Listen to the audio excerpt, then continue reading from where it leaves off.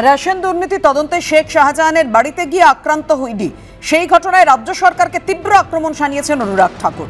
পশ্চিমবঙ্গে আইন শৃঙ্খলা ভেঙে পড়েছে, দুর্নীতি চূড়ান্ত সীমায় পৌঁছে গেছে।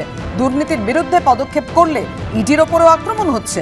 জনগণের অর্থের হিসেব চাইলে দুর্নীতিগ্রস্তদের বাঁচাতে কেন চাইছে বাংলার সরকার? মন্ত্রী, সাংসদ, বিধায়কদের ওপর থেকে কি মুখ্যমন্ত্রী রাশ আলগা হচ্ছে?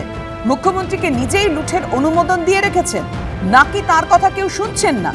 দুর্নীতির বিরুদ্ধে পদক্ষেপ করলে তার গুন্ডারা ঝাঁপিয়ে পড়ে দেশে আর কোথাও যা দেখা যায় না।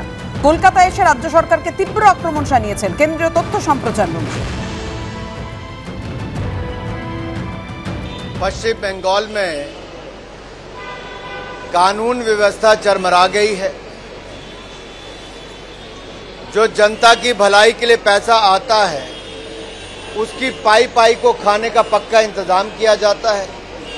कट मनी के नाम से मशहूर यहाँ के नेता और यहाँ की सरकार हो गई है। भ्रष्टाचार चरम सीमा पर है। अगर भ्रष्टाचारियों के खिलाफ कार्रवाई की जाए तो ईडी की टीम पर भी पथराव, मारपीट, सिर फोड़ने का काम होता है। आखिरकार देश का पैसा, देश की जनता का पैसा अगर उसका हिसाब लेने का नाम आए तो भ्रष्टाचारियों को संरक्षण देने का काम, शेल्टर देने का काम पश्चिम बंगाल की सरकार क्यों करती है?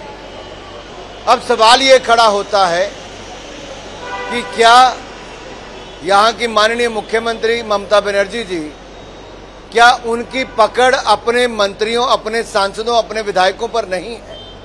क्या लूट की खुली छूट ये उन्होंने दे रखी है कि इनके लोग इनकी सुनते नहीं?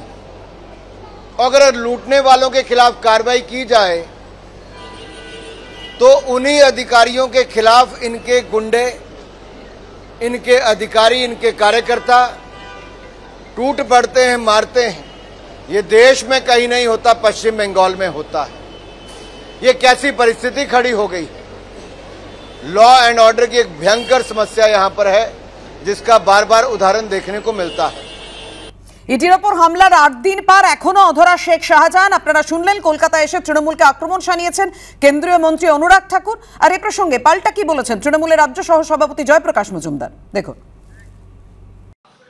অনুরাগ বাবুকে প্রথমেই বলতে হবে যে নরেন্দ্র মোদী গত 10 বছরে কি ছাড়পত্র দিয়ে রেখেছিলেন যে 10 লক্ষ কোটি টাকা অনাদায়ী ঋণ তাকে মকুব করে দিতে হলো। যেসব ব্যবসায়ী বিজেপি ঘনিষ্ঠ তারা ঋণ নিয়েছে, যথেচ্ছাচার করেছে আর সেই ঋণ মকুব করে দিয়েছেন।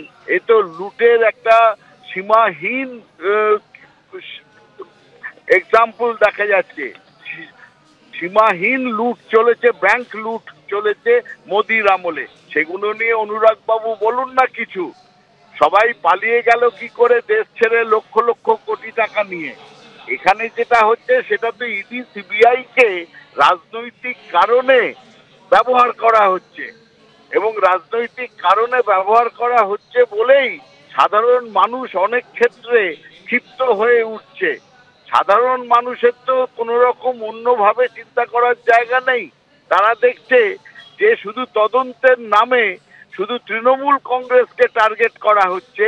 একই সময় বিরোধী দলনেতা তিনি ইডি সিবিআই এর হাত থেকে বেঁচে আছেন কি করে? এইসব প্রশ্ন তো সাধারণ মানুষের কাছে আছে। একটু অনুরাগ ঠাকুর বাবু যদি বুঝিয়ে দেন মানুষকে, তাহলে মানুষের সুবিধা হয় যে কি করে বিরোধী দলনেতার বিরুদ্ধে ইডি সিবিআই যাচ্ছে না, তার দুর্নীতির প্রমাণ থাকা সত্ত্বেও।